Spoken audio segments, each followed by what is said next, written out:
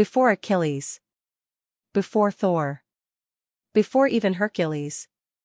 There was Gilgamesh, a king forged of divine fire and human flaw.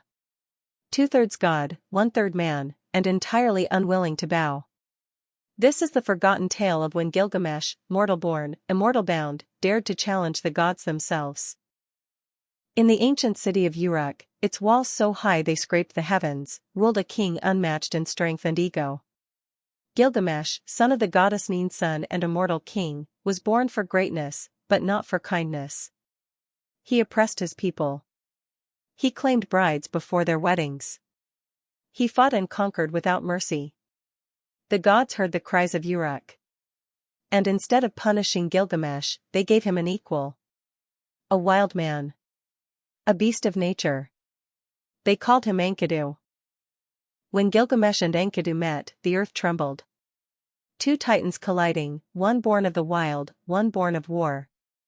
Their battle raged through temples and across rooftops, until both stood bloodied, laughing.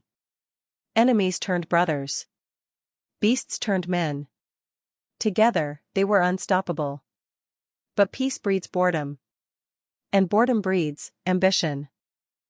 Gilgamesh looked to the Cedar Forest, sacred realm of the gods. Its guardian? A beast crafted by the divine, Humbaba, the terrible. The gods warned them, turn back. The forest is not yours to tame. But Gilgamesh laughed. Armed with axes and fate, he and Enkidu stormed the divine grove. They cut trees.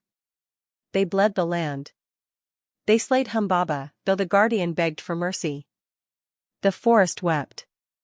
And the gods watched. They had crossed a line. And now, the heavens stirred. When Gilgamesh returned, draped in glory and cedar, the goddess Ishtar descended. She offered herself to the warrior king. Power. Beauty. Immortality. And he said no. He mocked her. He named her lover-killer. He called her a door through which ruin enters. Humiliated, Ishtar screamed to the heavens. Father! Give me the bowl of heaven. Let it trample Uruk. And so it came. The bowl of heaven, a star-born beast that cracked the earth with every snort. Gilgamesh and Enkidu fought it together.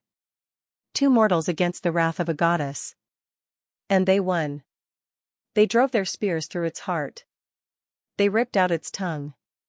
They fed it back to the gods. And so, the gods met in secret. These men have killed a god's guardian. They have slaughtered a divine beast.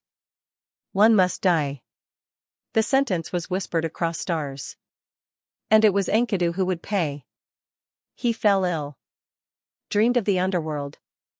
Of gods with lion faces and dust for tongues. And after 12 days of agony, the wild man of clay was no more. Gilgamesh shattered. Not with rage, but grief. If gods can kill one such as him, what hope is there for me? He fled Uruk. Wandered deserts. Fought lions and silence.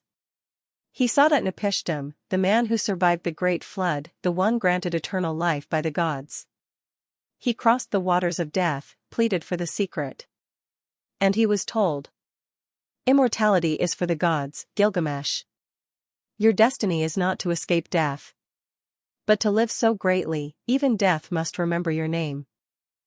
Gilgamesh returned to Uruk, not as a god, but as a man reborn. He wrote his story on stone tablets. The first epic.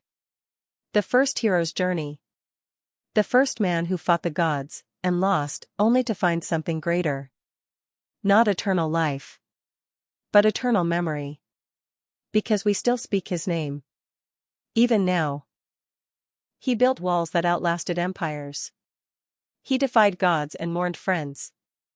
And in doing so, Gilgamesh became something divine after all.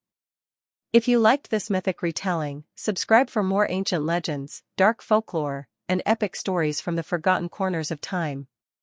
What would you do if the gods challenged you? Tell us in the comments.